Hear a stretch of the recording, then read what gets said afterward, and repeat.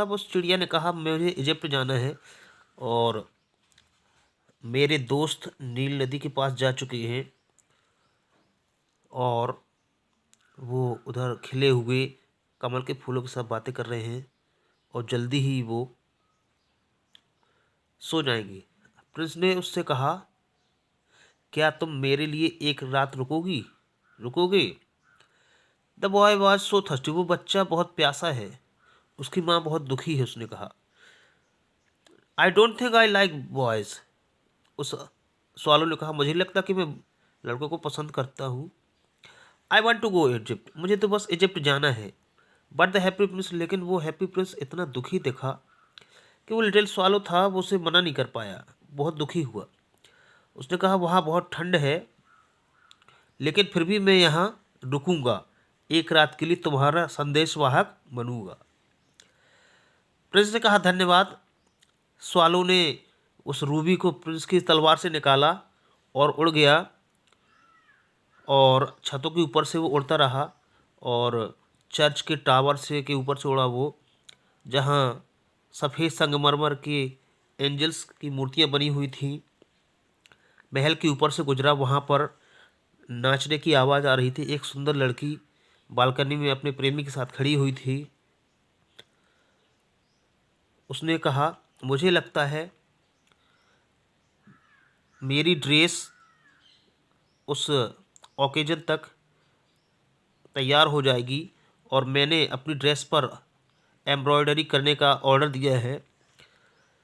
लेकिन तुम जानते हो कि आजकल की जो सिलाई करने वाली महिला होती कितनी आलसी होती हैं। ही पास्ड ओवर द रिवर, वो स्वालो नदी के ऊपर से उड़ा। जहाज़ों के मस्तूल पर लालटेन्स टंगी हुई थी। आखिरकार वो उस महिला के कमरे में पहुंच गया घर तक। वो लड़का बुखार से सो नहीं पा रहा था और इधर उधर करवट ले रहा था, और लेकिन उसकी माँ सो चुकी थी, तो वो बहुत थक चुकी थी। और वो स्वालो अंदर फुदक कर पहुँचा and let the great Ruby, और महिला के पास कोने के पास उसने वो रूबी रख दिया। Then he flew gently bed and fanning the boy's forehead with his wings. फिर उसने के बाद उसने अपने पंखों से बच्चे के सिर के पास हवा की। बच्चे ने कहा कि मुझे कितना ठंडा ठंडा अच्छा लग रहा है और मैं पहले से लग रहा मैं अच्छा हूँ, और फिर वो सो गया। Then the swallow flew back, उसके बाद फिर वो स्वालो फिर से हैप्पी प्रिंस के पास उड़कर चला गया और उसने बताया कि उसने तुम्हारा काम कर दिया है। उसने कहा मैं अब पहले से अच्छा महसूस कर रहा हूँ, यदि बहुत सर्दी है। उस हैप्पी प्रिंस ने कहा that is because you have done the a good action, क्योंकि तुमने एक अच्छा काम किया है।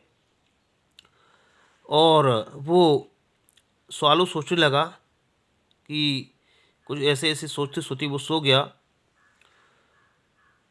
और ऐसा लगता कि वो बहुत थक चुका है और वो हमेशा के लिए अब सोता ही रहेगा।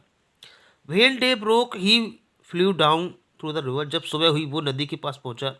उसने नहाया और उसने कहा हैप्पी प्रिंस से कि आज रात में इजिप्ट जाऊंगा। And he was in high spirits, और उसके बाद फिर उसकी भावनाओं का ज्वार उमड़ने लगा और उसने उस शहर के सभी मोनूमेंट्स को देखा और चर्च के घंटा घर पर चढ़कर देखा। The moon rose, he flew back to the Happy Prince, उसने घूमकर उसके बाद फिर से वो हैप्पी प्रिंस के पास आया। उसने कहा अब मुझे इजिप्ट जाना चाहिए और मैं जा रहा हूँ। हैप्पी प्रिंस ने कहा अरे स्वालू, क्या तुम मेरे लिए एक रात और नहीं रुक सकते? तो स्वालो ने कहा मैं केवल इजिप्ट पहुँचना चाहता हूँ।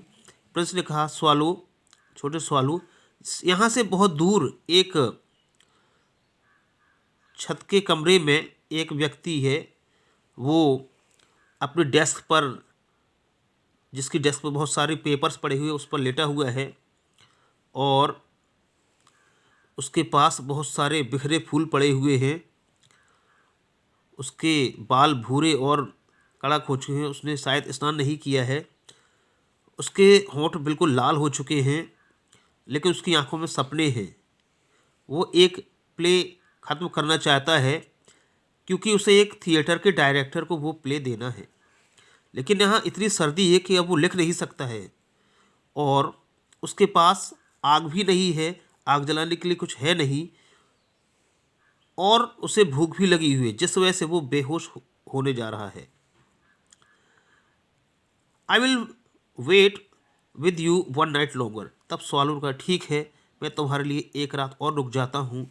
Who really had a good heart, he asked if he should take another ruby to the young playwright. उसने पूछा हैप्पी से, अगर उसके पास एक और रूबी है तो उसे ले जाएगा। तो हैप्पी से कहा, अरे अब मेरे पास कोई रूबी नहीं है, मेरी आंखों में बची है केवल जो कि नीलम से बनी हुई है।